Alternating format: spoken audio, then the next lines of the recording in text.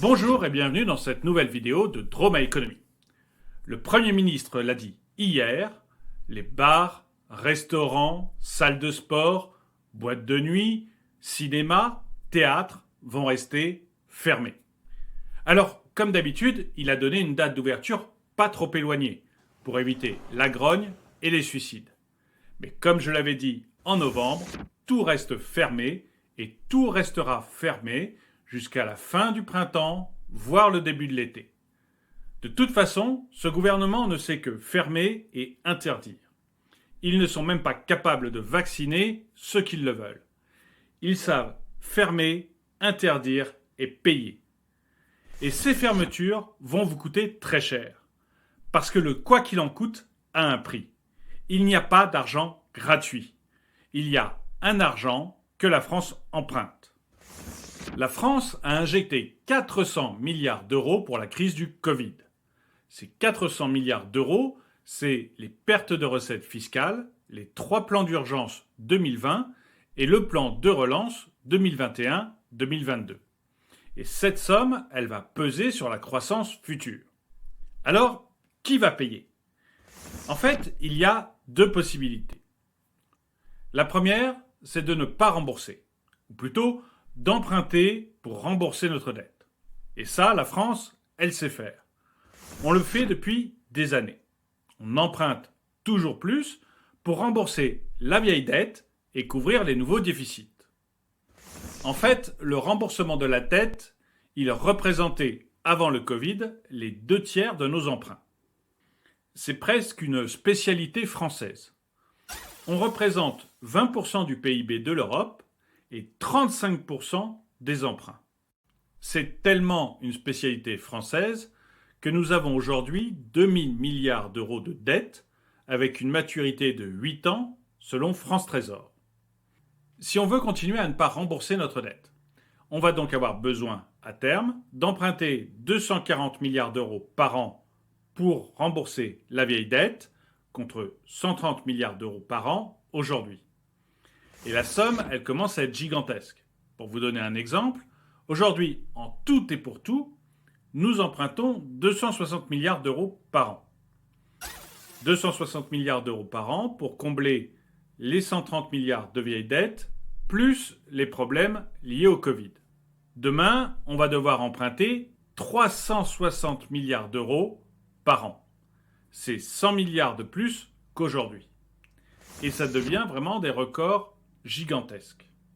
Alors, tant que les taux sont faibles, on peut continuer. Et ça, grâce à la BCE qui nous protège. Merci l'Europe.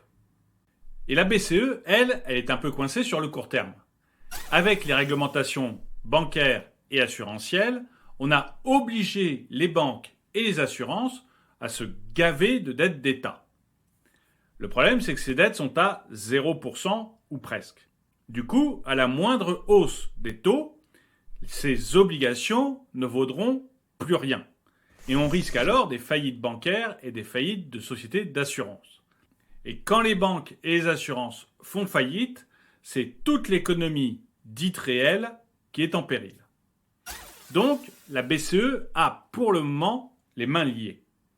Mais si aucun changement ne risque d'arriver dans le court terme, on voit mal la BCE et les Allemands accepter que ça reste sur le long terme.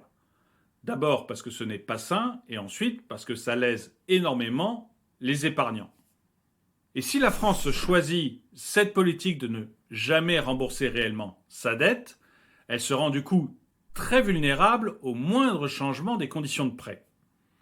Et pour ceux qui pensent que ça n'arrivera jamais, je rappelle que le gouvernement italien de Berlusconi est tombé en 7 jours à cause d'une augmentation des taux. Ne pas normaliser est donc très risqué. Alors, quelle est la solution ? Eh bien, la seconde solution, c'est celle que semble choisir le gouvernement. Cantonner la dette Covid pour l'amortir jusqu'en 2042. Alors, comme d'habitude, le gouvernement, il promet que ça se fera sans impôt supplémentaire. En fait, il compte juste mobiliser la CRDS. La CRDS est un impôt qui s'applique sur tous les revenus, qui avait été créé en 1996 et qui devait s'arrêter en 2024. Comme toujours, c'est assez facile de créer un impôt, c'est très difficile de l'arrêter. Donc l'échéance de 2024 a déjà été repoussée à 2033.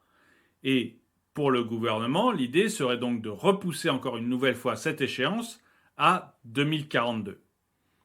Et si vous voulez mon avis, le gouvernement suivant se dira que 2042 c'est encore trop près, il le repoussera encore une fois.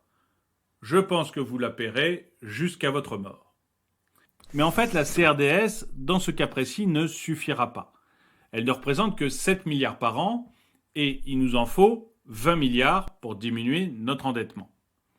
La solution, ça va donc être d'augmenter d'autres impôts ou d'en créer de nouveaux. Bref, avec le Covid-19, il y a de fortes chances que maintenant, vous ayez à payer. Mais j'aimerais beaucoup avoir votre avis là-dessus. Pensez-vous qu'il ne faille jamais rembourser la dette et continuer à la rouler en empruntant de nouveau pour rembourser la vieille dette? Ou pensez-vous que la deuxième solution, celle de cantonner la dette du coronavirus et de la rembourser petit à petit, est la bonne solution? Dites-le moi dans les commentaires. Merci d'avoir regardé cette vidéo, mettez-lui un pouce vers le haut, commentez-la, partagez-la. Merci à tous ceux qui m'aident sur Tipeee et je vous dis à très bientôt.